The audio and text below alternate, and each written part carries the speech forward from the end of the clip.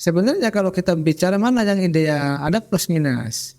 Tapi kalau kita bicara ideal untuk hari ini, masih yang terbuka. Tertutup itu bisa berlaku kalau partai politiknya sudah mereformasi diri.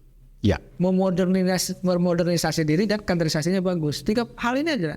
Hari ini kan nggak ada partai politik yang betul-betul modern, mereformasi diri dan kaderisasinya bagus, nggak ada. Cuma caplokan semua. Pemilu sejatinya kalau tidak fair, ya tidak adil, ya bukan pemilu. Buat apa juga pemilu dilaksanakan? Kalau tidak ada fairness, kalau tidak ada keadilan juga. Mahkamah Konstitusi membacakan putusan terkait uji materi Undang-Undang Nomor 7 Tahun 2017 tentang Sistem Pemilihan Umum pada tanggal 15 Juni tahun 2023. Terkait putusan ini, tersebar kabar bahwa MK akan memutus sistem pemilu proporsional tertutup. Kabar ini dibocorkan oleh mantan Wakil Menteri Hukum dan HAM, Denny Indrayana. 8 partai di parlemen yang menolak usulan sistem proporsional tertutup pun memberikan peringatan keras kepada MK. Hal ini pun menimbulkan persepsi bahwa jika sampai MK memutuskan sistem proporsional tertutup akan terjadi banyak kekacauan. Pengamat politik Universitas Al-Azhar, Ujang Komarudin menilai putusan MK harus bijaksana dalam memutuskan sistem proporsional pemilu. Menurutnya aspirasi masyarakat dan partai politik adalah hal yang tidak kalah penting untuk menjadi dasar putusan MK. Lalu bagaimana dampak yang dihasilkan dari keputusan MK terkait sistem pemilu ini? Kacamata Channel akan membahas terkait hal ini bersama Ujang Komarudin, pengamat politik Universitas Al-Azhar Indonesia.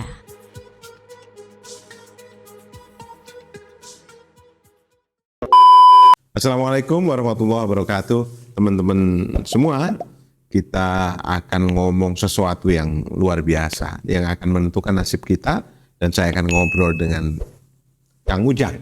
Nah, ini teman ngobrol saya sekarang ngomong apapun. Sebelum itu ini saya 30 menit kita ngobrol, ya kan? Kang Ujang, ini kan segera akan ditetapkan. Apakah pemilu ini dilakukan dalam sistem terbuka ataukah akan dalam sistem tertutup? Nah, ini kira-kira mungkin ada yang lupa, jadi mungkin diberi definisi dulu kira-kira sistem ini bagaimana gitu. Gampangnya begini, kalau tertutup itu pilih gambar partai. Oke. Coblos gitu kan, jadi itu tertutup. Tertutup. Jadi nanti yang menentukan siapa yang partainya. Biasanya nomor 1 jadi. Kalau katakanlah terbuka itu coblos nama orangnya. Nama orangnya karena nggak ada fotonya. Nama nomor 1, nomor 2, 3. Dan jangan lupa yang menang yang terpilih suara terbanyak. Betul. Artinya yang paling tinggi suara terbanyak dia yang jadi. Sederhananya gitulah dalam konteks praktisnya. Nah, sebenarnya kalau kita bicara mana yang ideal, ada plus minus.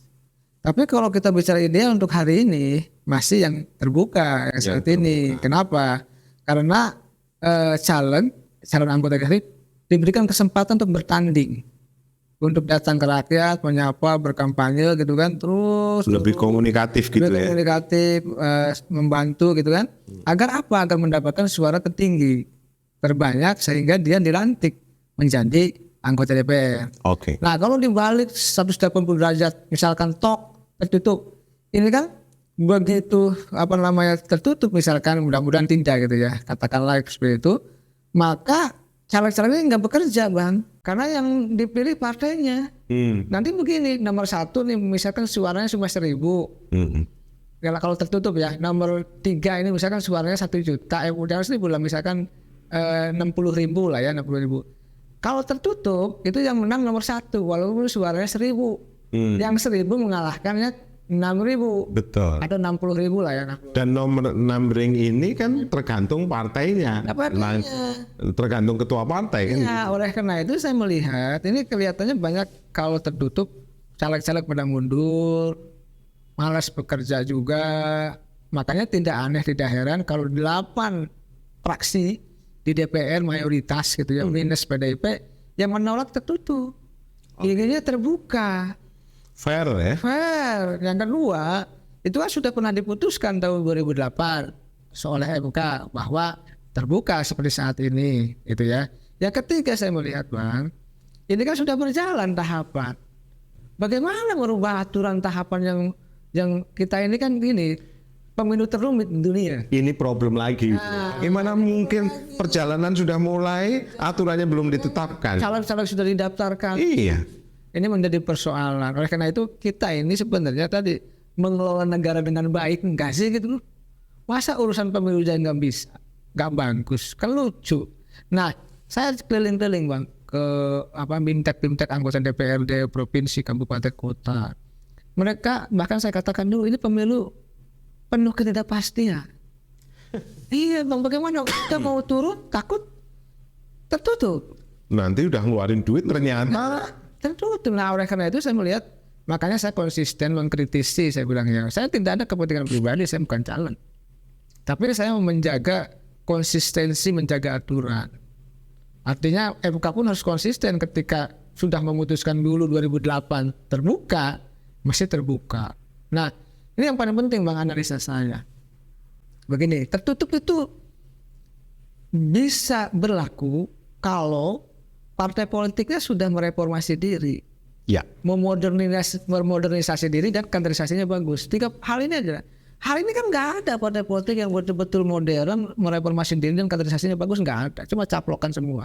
Kalaupun ada misalkan sekolah partai ya hanya sekadar Pembekalan saja. Ini persoalan. Jadi kalau ininya tidak dibangun, lalu tertutupnya diketok misalkan, wah ini akan memunculkan dinasti dan oligarki yang lebih dahsyat lagi, ngeri lagi. Akan bisa disetir sana sini itu oleh ketua partai atau siapapun. Bahkan gitu. ada teman Bang mau nyalon di salah satu kota Mardia di Medan. Ini saya tidak sebutkan daerahnya. Ketua partai di sana sudah telepon, siapin saja kalau mau urut 1 katanya 500 juta. Katanya. Jadi nomor 1 kalau tertutup 500 juta. Artinya itu baru tawaran awal. Kalau ada yang nimpe lagi 700 juta, naik lagi harganya. Kan problem. Oleh karena itu saya melihat ini menjadi problem. Nah ini yang penting yang harus saya sampaikan Bang. Ini ada sebuah penilaian dari publik bahwa Mahkamah Konstitusi itu selama ini Bang dari 2003 hingga 2022 ini citranya selalu lebih baik dari Mahkamah Agung Bang. Jadi citra Mahkamah Konstitusi lebih baik dari MA Mahkamah Agung. Jadi dari 2003 berdirinya MK sampai 2022. Iya. Tetapi ini saya katakan Mahkamah Agung ini sedang jeblok-jebloknya Bang, sedang hancur-hancurnya. Iya, orangnya banyak diadili dan hakimnya 2 ditangkap KPK yang lalu sekretaris MA-nya ditangkap, lalu yang baru tersangka. Ini lagi hancur-hancurnya Mahkamah Agung nih Bang. Iya. Lucunya Mahkamah Konstitusi nih tahun 2023 ini baru tahun ini di bawah citranya daripada Mahkamah Agung. Secara penilaian. Nah, iya. Jadi maksud saya begini, ini kan ketidakpercayaan tinggi terhadap Mahkamah Konstitusi. Betul. Nah kalau mereka memutuskan tok tertutup, wah habis. bisa chaos Bang. Kenapa bisa chaos begini? Ketika masyarakat tidak percaya kepada institusi Mahkamah Konstitusi dengan tadi hakimnya misalkan main-main diintervensi, maka sengketa pemilu kan ada di Mahkamah Konstitusi Bang. Mereka yang akan adili. Sengketa pileg, sengketa pilpres itu begitu nggak percaya ribut Bang. Nah ini maksudnya kita menjaga demokrasi, sesungguhnya kita mengingatkan kepada hakim MK. Justru Kang Ujang, saya pernah ditegur Bang sama senior dari PDIP waktu di satu stasiun televisi ketika breaking. Kamu Ujang ini terlalu keras katanya, mengatakan menolak tertutup, selalu konsisten usung terbuka. Saya bilang Bang, saya nggak ada kepentingan, tapi Kang Ujang harus tahu karena itu Kang Ujang kalau nyalek nanti kalau terbuka banyak uang yang keluar gini gitu. Yeah. Nah, kita adu argumen, saya Bang, justru hari ini kita cari jalan solusi yang terbaik untuk bangsa. Bukan saya yang seperti itu, bukan abang secara pribadi gitu kan. Ini kepentingan bangsa aja kita jaga, saya bilang. Agar apa? Kompetisinya sesuai dengan jalurnya, aturannya sudah dibuat, prosesnya sedang jalan gitu kan. Lalu juga tadi kepercayaan publik terhadap Mahkamah Konstitusi juga sedang rendah kan. Ini kan harus kita jaga, harus kita kawal. Jadi kalau begitu memang menarik. 1:8. Iya. Ya, PDI adalah satu-satunya partai yang ngotot itu dilakukan dengan tertutup. Ya. Saya tidak tahu kenapa, mengapa, bagaimana dan segala macam. Kenapa kok dia selalu ngotot begitu? Sementara semua partai ngomong bahwa sebaiknya ini terbuka untuk membesarkan demokrasi. Ternyata PDI juga bilang agar kita lebih efisien itu tadi. Tapi dibalik itu semua sebetulnya, Kang Ujang, adakah yang Anda dengar sesuatu yang membuat mereka ngotot? Ya, dengan cara itu mereka bisa menang, Bang. Akan leading sendirian. Seperti apa? Ya, Contohnya? karena PDI ini yang partai yang paling rapih. Jauh-jauh hari itu nama calon tuh sudah disusun dengan rapi. Sudah ada, sudah diatur sedemikian rupa. Karena kan mohon maaf ya, PDI ini kan seperti partai, mohon maaf walaupun demokratis seperti kerajaan gitu ya. iya. Ibaratnya lah gitu ya, gimana Bu Mega kan tentu siapa. Inilah. Ya ibarat jadi dari sejak tahun lalu sebelumnya sudah rapi cara-cara itu sudah. Sedangkan partai lain kan enggak. Hari ini aja misalkan kembali ke partai Golkar tadi kita bahas. Golkar itu ada 2 versi di internal itu. Iya. Iya, jadi itu maksudnya di saat partai lain belum rapi, PDI pun sudah rapi dulu, udah siap untuk menatap dengan tertutup. Oleh karena itu ketika partai yang belum siap misalkan seperti Golkar 2 versi dan lain-lain, ketika tertutup kaget, Bang. Yang mereka harusnya menang itu dengan kerja keras ya, tahu-tahu calonnya tidur. Sedangkan di sini PDIP sudah siap dengan calonnya yang katakanlah ya dengan infrastruktur partai yang kuat. Ya itu yang sebenarnya membuat. Tapi bukankah tertutup itu bisa dijalankan jika pemimpinnya agak quote and quote diktator? Ya kan kembali ke orde baru sama. Iya. Nah, Kan begitu artinya. Betul. Di situ tidak ada demokratisasi. Betul. Jangan berharap demokratisasi. Kita ngomong demokrasi, kita ngomong segala macam, kenyataannya begitu. nah, oleh karena itu saya salah satu mungkin akademisi pengamat yang konsisten dalam melihat persoalan sistem pemilu ini, Bang. Saya kan harus belajar secara pribadi ya dan memberikan katakanlah pendidikan politik kepada publik, kepada masyarakat bahwa ya kalau tertutup risikonya tadi dalam sistem yang undemokrasi lah ya, tidak demokrasi dan cenderung otoriter, diktator. Masih kita kembali ke masa lampau yang sesungguhnya sudah kita tolak bersama. Iya. Nah, saya sih ini mengatakan ya kita tunggu hakim Mahkamah Konstitusi kebijakan. Dan saya kritik keras, Bang, MK ini, Bang. Nggak tahu kan dalam Islam itu ada hadisnya. Hakim itu kan kakinya ada satu di surga, satu di neraka. Saya bilang nggak tahu ya. Saya tidak menuduh hakim Mahkamah Konstitusi juga, artinya ya kalau nanti memutuskan dengan cara tidak adil, jangan-jangan dua-duanya di neraka. Tapi betul itu.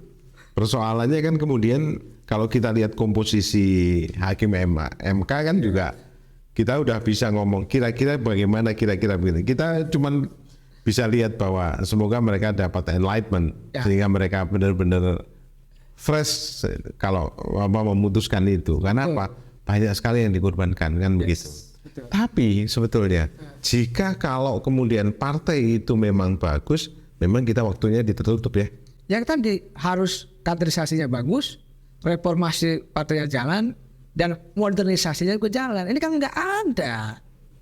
Mana partai politik yang menjalankan? Partai hanya sebagai alat untuk pemilu saja. Pemilu untuk alat mendapatkan kekuasaan saja. Jadi partainya tidak ditata dengan rapi, dengan baik, Bang. Dan saya bilang tertutup bisa bagus, paling tidak 3 hal ini harus diperbaiki. Selama ini belum diperbaiki, kalau ditentukan tertutup ini menjadi persoalan. Yang muncul, yang tumbuh dinasti dan oligarki. Jika ini pertanyaan, jika seandainya dan jika hakim memutuskan bahwa itu tertutup, maka kira-kira apa yang akan terjadi di partai-partai ini? Ya partai-partai tentu ya pertama saya melihat tentu marah ya, 8 partai marah. Dan imbas dari kemarahan ini apa? Kan sedang merevisi undang-undang MK. Ini pasti dipreteli nih. Pasti dipreteli kewenangan Mahkamah Konstitusi itu pasti ya. Karena bahkan Cak Imin ngomong juga kita kan pimpin revolusi kan begitu kan. Iya. Lalu partai-partai lain bahkan Habibur Rahman juga mengatakan bahwa kalau adu kuat ayo dia bilang gitu kan. Jadi pertama dari sisi parlemen sendiri akan marah, kelihatannya akan membalas balik dengan cara membuat revisi ya undang-undang MK ini.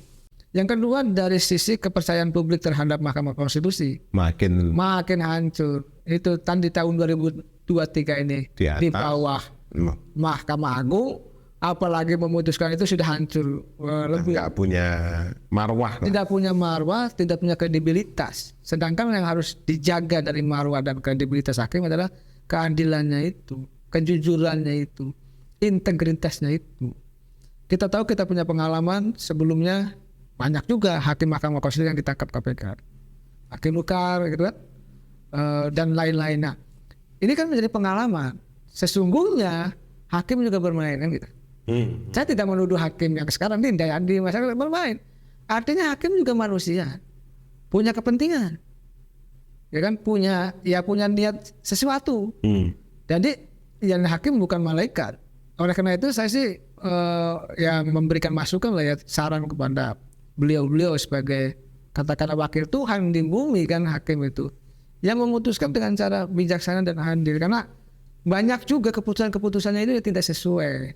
Betul. Misalkan kemarin kita lucu penambahan masa jabatan pimpinan KPK, Iya. ditambah lalu juga apa berlaku seketika itu juga bukan nanti setelah ini, tapi seketika sejak diketuk. Itu kan politis. Terus kita misalkan melihat undang-undang Omnibus Law, konstitusional bersyarat, Ya. harus direvisi 2 tahun. Faktanya yang keluar perpu juga oleh pemerintah. Tetap jalan. Jadi sebenarnya keputusannya apa gitu? Keputusan yang nggak tegas, bias dan melukai gitu loh. Dan pinter main kata-kata itu kan ya. Terus ada kebocoran merubah kata-kata putusan ya kan sekarang. Lalu apa gitu? Maksud saya ini kan harus kita jaga marwah MK ini dengan menjaga integritas seperti itu. Saya kira kalau sudah seperti itu mungkin sulit juga bagi mereka untuk lepas, karena untuk permainan itu tidak mungkin tanpa ada intervensi. Ya kan begitu. Ya mungkin Bang Lupilo betul, saya sepakat. Logikanya begini. Begitu 8 partai konferensi pers gitu ya, sore-sore ketika itu artinya sudah ada indikasi akan, ya kan? Nah, kalau udah ada kita nggak pengen nanti karena ngomong begitu gitu kan. Ya, tapi kan 8 partai sudah punya info. Iya ini pasti. Dari mulai ide ini. Di sini kan gitu. Dinding aja bisa jadi bisa bicara. Kayak gitu. Jadi, artinya kemungkinan besar arahnya seperti itu. Tapi kan sekarang makanya prosesnya kan dikawal oleh publik, harus dikawal juga oleh pemerintah. Bahkan pemerintah sendiri, Depdagri mengatakan meminta terbuka juga. Ya, saya baca komentarnya dari Komisi 2 gitu, bahwa Depdagri juga meminta sama dengan DPR, sama dengan sikap 8 fraksi itu gitu. Ya, tapi itu kan meminta saja. Iya, kewenangannya tetap ada. Iya, saya khawatir itu. Karena apa? Karena kan memang di Indonesia ini sesuatu yang tidak biasa kan akhirnya jadi biasa gitu loh. Betul. Sesuatu itu kan kayak KPK bisa kemudian minta seperti itu. Terus belum sampai 2 minggu ketuanya minta tambahan sekian miliar. Ini kan nggak mungkin akan disampaikan kalau sebelum-sebelumnya tidak dipikirkan. Kan itu yang terjadi. Kenyataannya kejadian gitu. Nah, entah untuk mengamankan siapa, tapi bahwa ini sungguh tidak elok. Kira-kira begitu. Iya. Jadi melalui podcast ini kan, Kacamata Channel, tentu kita punya kewajiban, Bang, untuk mengingatkan mereka yang salah jalan kan gitu. Iya penting dong Bang, kita ini kan salah jalan ya. Kita ini mohon maaf Bang Lutfi masih waras lah dalam konteks melihat bangsa ini kan gitu. Dan kita anak muda ya, termasuk abang mentor yang tentu optimis melihat bangsa ini kan. Maksud saya perjalanan bangsa ini jangan dibelok-belokkan. Iya. Jangan ditarik ke jalan. Mari fair. Yang salah katakan salah, yang benar katakan yang benar. Kalau ada kurang diperbaiki bersama. Tapi ya harus dengan ikhlas itu tadi. Padahal dari tadi kita bilang politik itu tidak ada kemasan kan gitu kan. Nah, kalau kemudian kita ngulik sedikit tentang kenapa PDI bersikeras begitu. Karena kalau dia sebagai organisasi partai itu ya tidak baik-baik amat, kira-kira begitulah. Ya saya sering diundang dulu Bang, Pak, sebelum pandemi ya oleh PDIP, bahkan 3 kali pernah jadi narasumber juga. Ya karena dulu 2019 versi beliau, versi mereka lah ya, katakan saya sebagai pengamat terpopuler gitu, yang sering muncul di media mungkin ya, versi mereka sering diundang berdiskusi, mereka memang melakukan perbaikan berbasis IT keanggotaan. Memang salah satu saya melihatnya ya, partai salah satu yang rapih dalam konteks administrasi. Saya lihat oke, lalu tertata baik. Saya lihat beda dengan PDIP yang lalu gitu. Makanya kan di kesiapan pemilih itu lebih siap. Iya, tapi itu kan tidak bisa juga dijadikan dasar bahwa dengan itu kemudian tidak jadi. Tapi kalau saya sih melihatnya intinya pengen menang lagi dengan mudah. Nah, kira-kira kalau main nakal di mana sih dengan sistem tertutup ini? Ya Bang, kan begini. Mereka kan partai pemerintah, kan punya struktur yang lain juga. Ada struktur di luar kalau saya sebutnya non elektoral.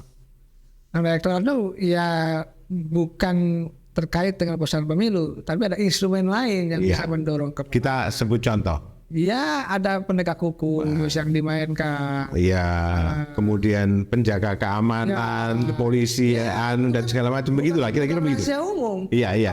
Karena bukan rahasia umum itu saya minta itu diomongin. Karena sekarang kan sudah ada polisi buat polisi RW kan. Iya, polisi RW. Iya. Ini arahnya kok menjelang pemilu udah ada polisi RW. Ini kemana kan gitu. Iya. Saya katakan ke teman-teman media ketika bertanya ke saya bilang kalau untuk kepentingan bangsa boleh, tapi kalau untuk kepentingan pemilu kita ya ini sungguh semua hari ini yang terjadi adalah mereka itu masuk dalam pemerintahan dan masif itu persoalannya Bang. Oleh karena itu kan kita tahulah misalkan kejaksaan juga pernah dipimpin oleh politisi, itu juga banyak digunakan untuk kepentingan politik.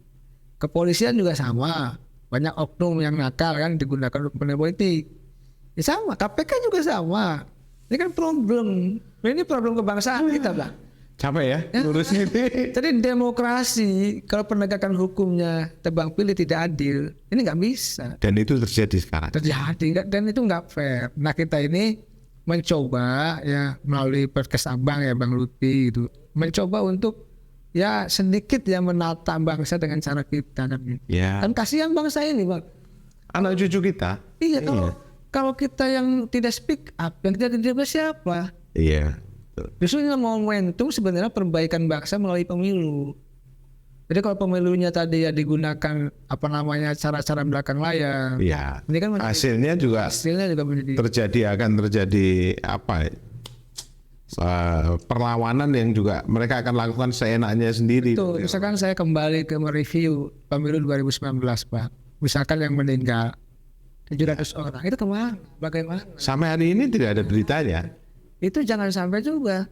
Ya mohon maaf yang mengulang di masa depan. Dan ini kan. Makanya saya nggak mau jadi anggota PPS.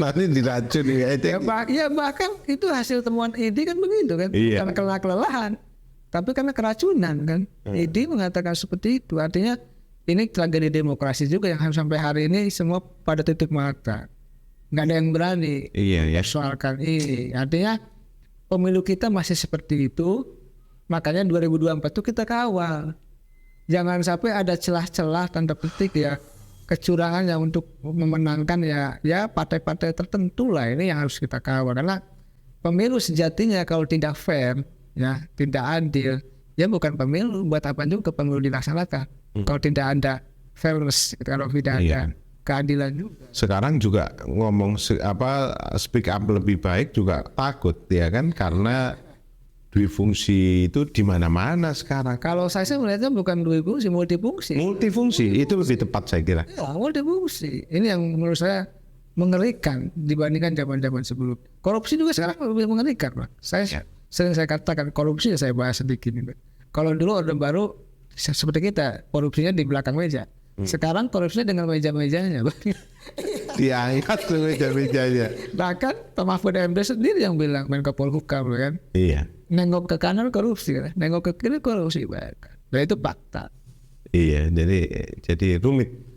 Ya kita mesti berharap dalam pemilu ini kita punya banyak pelangi nanti ya, banyak harapan meskipun ada mendung. Kalau ada pelangi kan akan jadi cerah dan segala macam. Tapi ya itu tadi, ada banyak orang yang juga tidak ikhlas untuk meletakkan apa jabatan atau meletakkan kekuasaan meskipun sudah 2 kali, meskipun segala macam itu. Dan di sisi lain demokrasi tidak berkembang karena dengan segala cara dia diberi bordir bahwa agar ini tidak jalan, agar ini tidak. Itulah yang terjadi di kita. Jadi kalau begitu kita semoga berharap ini terbuka ya. Kalau terbuka, ya kalau terbuka agak aman. Semua jadi Seperti ketidakadilan begini Bang, masa ya, mohon maaf ya, 6 orang yang menggugat ya kan proporsional terbuka itu menjadi ingin tertutup, kan cuma 6 orang Bang. 6 orang juga ini kan belum pernah jadi anggota DPR juga Bang, belum pernah membuat undang-undang pemilu juga, mengalahkan 8 fraksi dan mereka peserta pemilu mayoritas dan pembuat undang-undangnya. Kan lucu logikanya gitu loh. Kalau saya melihat dari situ saja lucu. Oleh karena itu saya melihat jalan yang terbaik ya untuk bangsa ini masih terbuka. Kalau tertutup syaratnya tinggal tadi harus modernisasi, kaderisasi, reformasi kepartaian. Kalau enggak, wah bang, oligarkinya makin kuat, dinasti politiknya. Semoga ini tidak menjadi alat ya. Kalau kemudian besok diputuskan tertutup, saya nggak tahu apalagi yang akan terjadi karena sumber-sumber beberapa teman yang minta terbuka itu memang sudah di luar nalar, di luar logika. Karena apa? Memang harus dilawan. Nah, kalau harus dilawan begitu kan logika tidak akan jalan. Betul. Nah, ini semuanya kan. Makanya kita jaga bangsa ini. Ya. Jadi ya saya katakan MK itu kan bukan malaikat. Artinya ikuti aspirasi publik, aspirasi rakyat. Sebetulnya mudah. Mudah. Dan tadi jangan diintervensi oleh pihak lain. Persoalannya itu. Itu persoalannya. Aduh. Maksud saya, masa bangsa ini tergadaikan oleh keputusan 9 orang Mahkamah Konstitusi kan? Tapi itu terjadi kok di kita. Ya. Karena itu ya Bang Lutfi saat ini dan ke depan tetap kita kawal perjalanan bangsa ya melalui podcast ini, bahwa sesungguhnya ya kita punya cara sendiri dalam konteks untuk sama-sama berkontribusi untuk bangsa ini, termasuk mengkritisi persoalan tadi tertutup terbuka ini. Iya. Karena ini bukan masalah hakim MK saja ini, bukan masalah DPR saja, masalah kita semua. Anak cucu kita. Iya. Kita. Karena yang menentukan itu kan mereka yang terpilih di pemilu sebagai sesuatu yang legal dalam menentukan undang-undang atau segala macam. Nah kemarin saya mendengar pernyataannya Bang Prof. Zimli Asidiki. Ya beliau memang secara pernyataan positif ingin mengatakan apapun keputusannya harus diterima dan menghormati kelembagaan. Tapi bagi saya persoalan loh. Iya. Kalau keputusannya bertolak belakang dengan aspirasi dan kepentingan publik ya kan, ini juga kan makanya anggota DPR ingin melawan.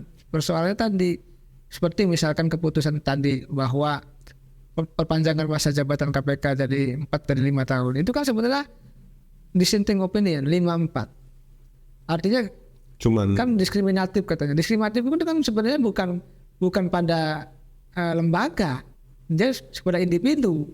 Itu aja udah nggak cocok, nggak pas. Tapi kata Prof. Zimli katanya karena ini keputusan hakim-hakim yang cerdas hebat karena menang 5 hakim maka harus dihormati. Nah, persoalannya tadi kalau ini tertutup masa kita harus hormati? Iya. Itu pun salah. Bukan juga tentang cerdas hebat. Mereka punya hati atau tidak? Itu yang harus kita kritis. Kalau cerdas hebat gampang dari orang cerdas hebat. Tapi punya hati atau tidak? Saya sepakat banget. Karena itu yang harus kita kritisi kan. Kritisi bahwa sesungguhnya tadi mereka jangan main-main dalam menentukan ini. Tadi sudah ada keputusan 2008, lalu perjalanan pemilu juga sudah ada, kepercayaan publik terhadap MK juga sedang jatuh gitu ya.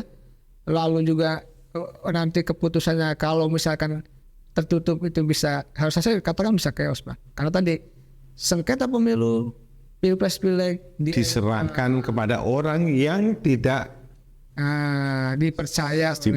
Ini soal kredibilitas Pak. Ini gimana ya Bang? Kalau saya katakan kita nyari sosok negarawan itu sulit di kita itu ya. Jadi semakin kesini nyari sosok negarawan sulit, nyari sosok orang yang memang paham hukum juga susah. Kalau ngomong bener jadi dihajar dan segala macam.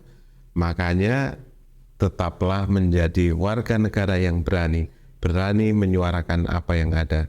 Karena kalau tidak, bukan karena Anda pandai, tidak, tapi karena Anda masih punya hati nurani atau tidak. Saya kira itu, teman-teman, dan kita berharap semoga keputusannya adalah terbuka, bukan tertutup. Bismillah. Wabillahi taufiq wal hidayah. Terima kasih. Kang Ujang.